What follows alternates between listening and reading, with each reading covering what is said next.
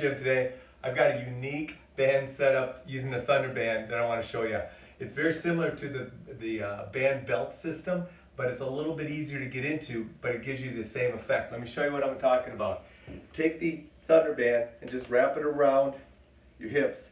Now make sure that it's equal so that you have equal on both sides. Then go ahead, flip it over top of itself, hook it onto one foot, hook it onto the other foot, stand on up, and you have a band belt system to go ahead and load squats or any other type of movement that you want to go ahead and do with regards to loading your hips. Let me take you through now a few options on how I'm starting to use this setup more often. First way I'll go ahead and incorporate this into my workouts is just with my regular squats. Now I'm a 5'10" person, so as I get down into my squat, I lose a lot of the tension. It stays tight, but I don't go ahead and have as much tension at the bottom.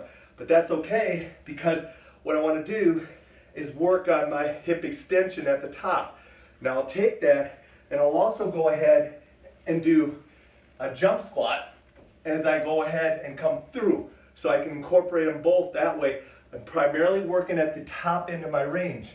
I'll also go ahead, bring it into my regular squats, like my dumbbell goblet squats, or any other type of squat you want to look at. Another way I'll go ahead and use this is to load my hips during my upper body movements. For instance, rowing.